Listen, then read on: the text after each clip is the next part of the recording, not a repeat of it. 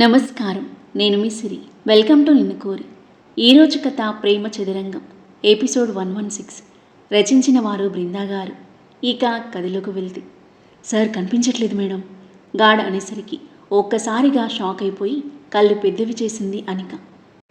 ఎక్కడికి వెళ్ళుంటాడు? తన గుండెల్లో గుబులు మొదలయ్యి గుండె వేగం రెట్టింపైంది. ఒళ్ళంతా ముచ్చమటలు పట్టాయి. కనిపించకపోవడం ఏంటి? అంతా వెతికారా అని అడిగింది వణుకుతున్న గొంతుతో. వెతికాం మేడం, ఎక్కడా లేరు. ల్యాండ్లో కాసేపు వాకింగ్ చేస్తానని బయటకొచ్చారు. మేము ఇక్కడే ఉన్నాం. కాసేపటికి చూస్తే కనిపించలేదు. ఫోన్ అవైలబుల్లో లేదు. ఎక్కడికి వెళ్ళారో అర్థం కావట్లేదు. అదర్ సార్ కాల్ చేసి ఇన్ఫామ్ చేస్తాను అని అదర్కి డయల్ చేస్తున్నాడు గాడ్. అనిక మనసు ఏదో కీడును శంకిస్తుంది. బ్రెయిన్ మొద్దుబారినట్టుగా అయిపోయింది. ఒకవేళ ఫ్లాట్కి వెళ్ళుంటాడా? ఆలోచన రావడమే ఆలస్యం. పరిగెత్తుకుంటూ కిందకి వెళ్ళింది. డ్రైవర్ ఫాస్ట్, సామ్రాట్ ఫ్లాట్కి పోనివ్వు అని కార్లో ఎక్కి కూర్చుంది. ఏమైంది మేడం అని గాబరాగా అడుగుతూ కార్ స్టార్ట్ చేశాడు డ్రైవర్. సామ్రాట్ హాస్పిటల్లో లేడు, చెప్పకుండా ఎక్కడికో వెళ్ళాడు, త్వరగా పోనివ్వు. అలాగే మేడం అని సూపర్ ఫాస్ట్గా డ్రైవ్ చేస్తున్నాడు డ్రైవర్. మరోవైపు అప్పుడే బాత్ చేసి వచ్చిన అదవ్ ఫోన్ రింగ్ అవ్వడంతో తీసి లిఫ్ట్ చేశాడు. హలో శివ, చెప్పు. సార్, సామ్రాట్ సార్ కనిపించట్లేదు. వాట్? కనిపించకపోవడం ఏంటి? ఎక్కడికైనా వెళ్ళుంటాడు, సరిగ్గా చూడండి. లేదు సార్, హాస్పిటల్ మొత్తం వెతికాం, ఎక్కడా లేడు. అలాగా, ఓకే, నేను వెంటనే వస్తున్నాను అని ఫాస్ట్గా డ్రెస్అప్ అయి కిందకు వచ్చేసరికి కాఫీతో ఎదురుగా వచ్చింది ఇషాన్వి. ఇషు, సామ్రాట్ కనిపించలేదట, నేను హాస్పిటల్కి వెళ్తున్నాను. అదవ్ మాటలకు షాక్ అయిపోయింది ఇషు. సామ్రాట్ కనిపించట్లేదా? నేను వస్తా అదవ్. కాఫీ టేబుల్పై పెట్టి అతనితో పాటు కదిలింది ఇషు. సామ్రాట్ ఫ్లాట్కి చేరుకున్న అనిక కార్ దిగి పరిగెత్తుకుంటూ లోపలికి వెళ్ళింది. డోర్ లాక్ చేసి ఉంది. సామ్రాట్ ఇక్కడ కూడా లేడు. ఎక్కడికి వెళ్ళుంటాడు? ఆమె మనసంతా గందరగోళంగా ఉండి పిచ్చి పట్టినట్లుగా ఉంది. అదవ్కి కాల్ చేస్తూ కారులో హాస్పిటల్కి రిటర్న్ అయింది. హలో అను. బావా, సామ్రాట్ కనిపించట్లేదు, ఫ్లాట్లో కూడా లేడు, నాకు భయంగా ఉంది. ఏం కాదను, సామ్రాట్ గురించి నువ్వు టెన్షన్ పడకు, నేను హాస్పిటల్కి వస్తున్నాను, ఎలాగైనా కనుక్కుంటాను. అలాగే బావా అని ఫోన్ పెట్టేసి రెండు చేతులు జోడించి కనిపించని ఆ దేవుడికి సామ్రాట్ను తనకు కనిపించేలా చేయమని మనసులో వేడుకుంటూ ఉంది. అదవ్ హాస్పిటల్కి రీచ్ అయ్యేసరికి తన కోసమే ఎదురు చూస్తూ కనిపించారు గార్డ్స్. జరిగింది ఆరా తీస్తూ హాస్పిటల్ మేనేజ్మెంట్ దగ్గరికి వెళ్ళి సీసీటీవీ ఫుటేజ్ చెక్ చేస్తున్నాడు. అప్పుడే రీచ్ అయిన అనిక వాళ్ళ దగ్గరికి కంగారుగా పరిగెత్తి ఫుటేజ్ చూస్తూ ఉంది. మార్నింగ్ దాదాపుగా 5 గంటలకు బ్లాంకెట్ భుజాల చుట్టూ కప్పుకొని బయటకు వచ్చిన సామ్రాట్ గాడ్తో మాట్లాడి లాన్లో కాసేపు అటు ఇటు వాక్ చేసి గాడ్స్ ఇద్దరూ మాటలో పడడం గమనించి వాళ్ళ కంట పడకుండా ఫాస్ట్గా స్టెప్స్ గుండా కిందకు వెళ్ళాడు. ఎంట్రన్స్ దగ్గర ఫుటేజ్లు హాస్పిటల్ బయటకు వెళ్ళిన సామ్రాట్ నడుచుకుంటూ వెళ్ళినట్టుగా ఉంది. ఆ టైంలో ఎక్కడికి వెళ్ళుంటాడు, అలా ఎందుకు తప్పించుకుని వెళ్ళాడు ఎవరికీ అర్థం కాలేదు.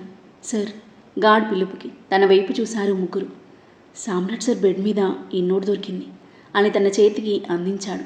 అదో వెంటనే అందుకుని చూస్తుంటే అనిక ఇషు పక్కన చేరి చూస్తున్నారు. అదో విషాన్వి అనిక, థ్యాంక్స్ ఫర్ ఎవ్రీథింగ్. ఎవరూ లేక ఒంటరిగా మిగిలిన నాకు తోడుగా నిలిచారు. నా వల్ల మీరు ఇబ్బంది పడింది చాలు. ఇంకా మిమ్మల్ని ఇబ్బంది పెట్టడం ఇష్టం లేక వెళ్ళిపోతున్నాను. ఐఎమ్ సో సారీ అని రాసి ఉంది. అది చూసిన అదవ్ షాక్ అయిపోతే అనిక గుండాగినంత పనైంది.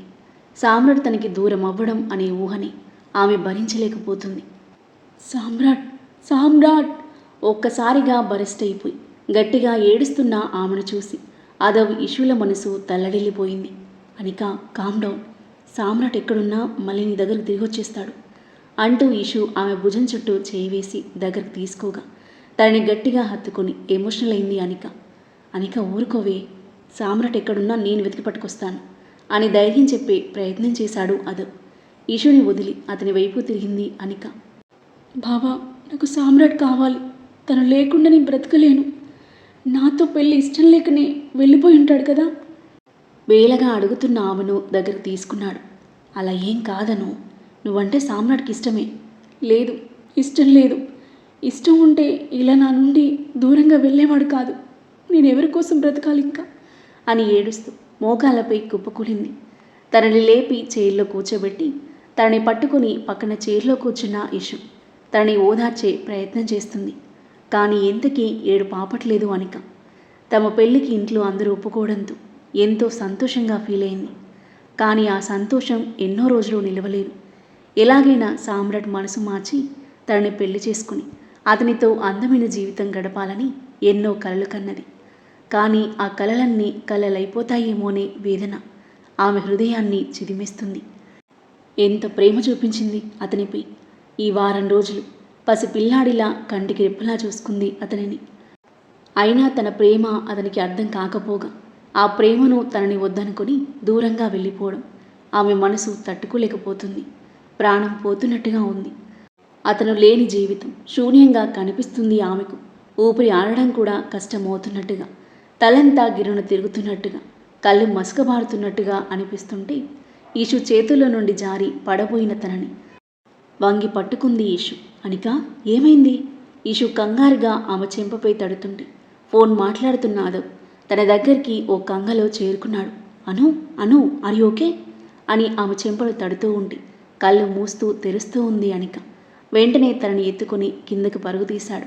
ఎమర్జెన్సీ వార్డ్కి షిఫ్ట్ చేసి వెంటనే ట్రీట్మెంట్ స్టార్ట్ చేశారు డాక్టర్.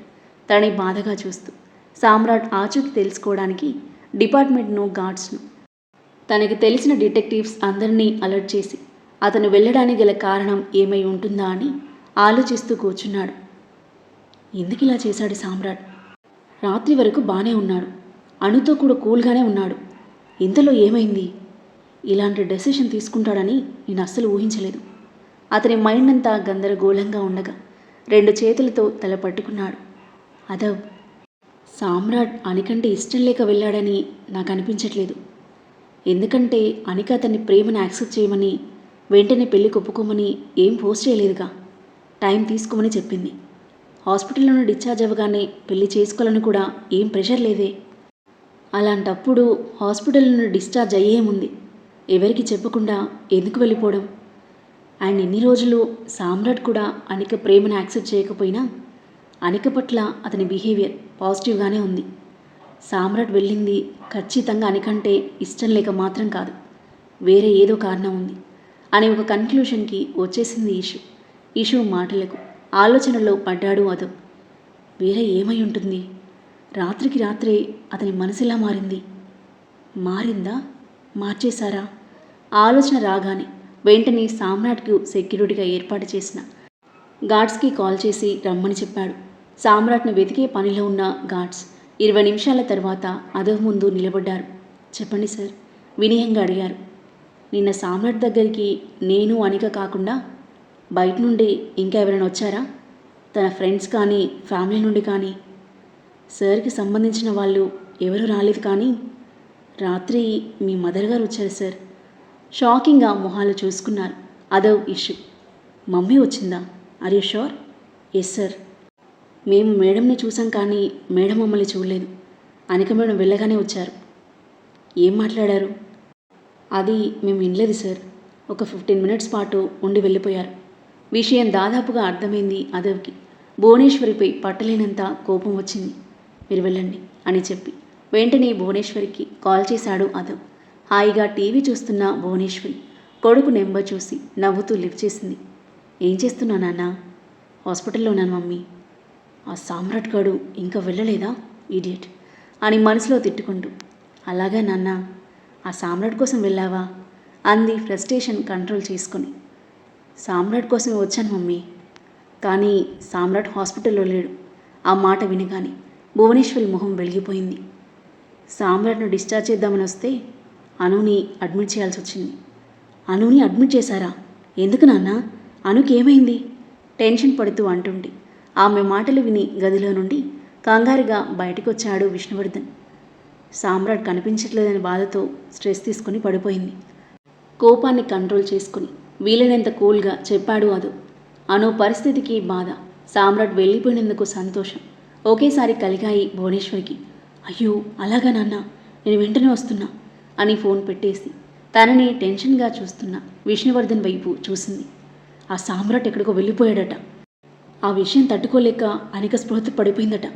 షాకింగ్గా చూసిన విష్ణువర్ధన్, త్వరగా పదండి అని భువనేశ్వరి బయటికి పరిగెడుతూ ఉంటే తనతో పాటు కదిలి హాస్పిటల్కి బయలుదేరాడు.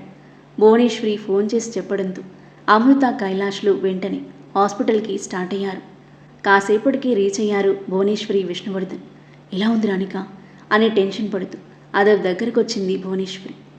ఇంకాసేపట్లో స్పృహలోకి వస్తుంది మమ్మీ అని చెప్పి ఆమె మొహంలోకి ఎర్రబడిన మొహంతో సూటిగా చూస్తున్నాడు. అతని చూపులు ఆమెను కలవరపెడుతుంటే మామూలుగా ఉండడానికి ప్రయత్నిస్తూ ఉంది. అసలేం జరిగిందిరా? సామ్రాట్ వెళ్ళిపోవడం ఏంటి? చెప్తాను డాడీ, కాసేపు ఓపిక పట్టండి అని చెప్పి చైర్లో కూర్చున్నాడు. కాసేపటికి అనిక స్పృహలోకి రాగా తన దగ్గరికి వెళ్ళారు. సామ్రాట్ వెళ్ళిపోయింది గుర్తుకు రాగానే మళ్ళీ దుఃఖం పొంగుకొచ్చింది అనికకు. భువనేశ్వరి విష్ణువర్ధన్లను పట్టుకుని బోరున ఏడ్చేసింది. లోపలికొచ్చిన అమృత కైలాష్లు కూతుర్ని ఆ పరిస్థితిలో చూసి తీవ్రమైన ఆందోళనకు గురయ్యారు. ఏమైందను అంటూ కన్నీళ్లతో అనికను దగ్గరకు తీసుకుంది అమృత. అను ఊరుకో, ఆమె తల నిమురుతూ ఓదార్చే ప్రయత్నం చేస్తున్నాడు కైలాష్. అదవ్, సామ్రాట్ ఎవరికి చెప్పకుండా వెళ్ళిపోవడం ఏంటి? మాకిష్టం లేకున్నా నీ మీద నమ్మకంతో ఒప్పుకున్నాం. డిశ్చార్జ్ అయ్యాక అతన్ని కలిసి పెళ్లి గురించి మాట్లాడదాం అనుకున్నాం. కానీ ఇంతలోనే ఇలా అయిందేంటి? అసలేం జరుగుతుంది? అడిగాడు కైలాష్ ఆందోళనతో కూడిన అసహనంతో. అదవ్ నోరు విప్పేలోపే నేను చెప్తే విన్నారా మీరు అంటూ మధ్యలోకి వచ్చింది భువనేశ్వరి. అసహనంగా చూశాడు అదవ్. ఆస్తి కోసమే వాడు అనిక వెంటపడి ప్రేమ పెళ్ళి అంటూ నాటకాలాడాడు. ఇప్పుడు అనిక కంటే ఎక్కువ ఆస్తి అందం ఉన్న అమ్మాయి దొరుకుంటుంది, అందుకే దీన్ని వదిలేశాడు. ఆ మాటలకు అనిక హృదయం మరింతగా విలువిల్లాడిపోయింది. మీరు వాణ్ణి నమ్మారు కానీ నాకు వాడి మీద అస్సలు నమ్మకమే లేదు. ఇది కూడా ఒకందుకు మంచిది, వాడి నిజస్వరూపం పెళ్లికి ముందే బయటపడింది. లేదంటే మన అను జీవితం వాడి చేతుల్లో బలైపోయేది అని ఇంకా ఏదో మాట్లాడబోతూ అదవిచ్చిన సీరియస్ లుక్కి నోరు మూతపడింది భువనేశ్వరిది. కొడుకు చూపుల సెగకి అతని వైపు సూటిగా కూడా చూడలేకపోయింది. అలా చూస్తున్నాడేంటి? అనుమానం వచ్చిందా ఏంటి అని మనసులో అనుకుంటూ ఉండగానే మా ఒకసారి బయటికి రా, నీతో మాట్లాడాలి అని చెప్పి అదో బయటికి నడిచేసరికి ఏమై ఉంటుందా అని కాస్త గుబులు చెందుతూ బయటికి దారి తీసింది భువనేశ్వరి. సందేహిస్తూ ఆమె వెనకాలే కదిలాడు విష్ణువర్ధన్. వాళ్ళు వెళ్ళడం గమనించిన వాళ్ళ డిస్కషన్లో ఇన్వాల్వ్ అయ్యి అత్తగారిని ఎంబారెస్ చేయడం ఇష్టం లేక అక్కడే ఉండిపోయింది ఇషాన్వి. అదవ్ సెల్లార్కి వెళ్ళగా అతన్ని ఫాలో అయ్యారు. ఏంటి నాన్న, ఏం మాట్లాడాలి అంది భువనేశ్వరి అయోమయంగా చూస్తూ. ఏం చెప్తాడా అని తన మొహంలోకి సందేహంగా చూస్తున్నాడు విష్ణువర్ధన్. తల్లిని కొన్ని క్షణాలు సూటిగా చూసిన అదవ్ దీర్ఘంగా నిట్టూర్చి, నేను రాత్రి నువ్వు హాస్పిటల్కి వచ్చావా మమ్మీ అని అడిగాడు.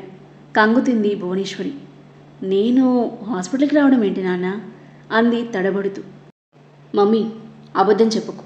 నువ్వు హాస్పిటల్కి వచ్చావని సామ్రాట్తో మాట్లాడావని నాకు తెలుసు. అదవ్ మాటలకు భువనేశ్వరి తెల్లబోయి చూస్తే షాకింగ్గా భువనేశ్వరి వైపు చూశాడు విష్ణువర్ధన్. ఆ తరువాత ఏం జరగబోతుంది? తల్లి కొడుకుల మధ్య సంభాషణ ఎలా సాగబోతుంది? భువనేశ్వరి నిజం చెప్తుందా లేదా? సామ్రాట్ ఆచూకీ దొరుకుతుందా లేదా? సామ్రాట్ అనికలు దగ్గరవుతారా లేదా దూరమవుతారా? ప్రేమ పూజల ప్రేమ ప్రయాణం ఇలా సాగబోతుంది. ఈ ప్రేమ చదరంగంలో ఎవరి జీవితం ఏ మలుపు తిరగబోతుంది? అద్భుతమైన కథనంతో ఊహకందని మలుపులతో మనసును హత్తుకునే సన్నివేశాలతో ఎంతో ఆసక్తిగా సాగి ఈ కథ యొక్క నెక్స్ట్ ఎపిసోడ్ కోసం మన నెక్స్ట్ వీడియో చూడండి. కథ నచ్చితే లైక్ చేయండి. ఈ కథపై మీ అభిప్రాయాన్ని తప్పకుండా కామెంట్ చేయండి. మరిన్ని ఇలాంటి ఇంట్రెస్టింగ్ స్టోరీస్ కోసం మన ఛానల్ని సబ్స్క్రైబ్ చేయండి. Thank you for listening.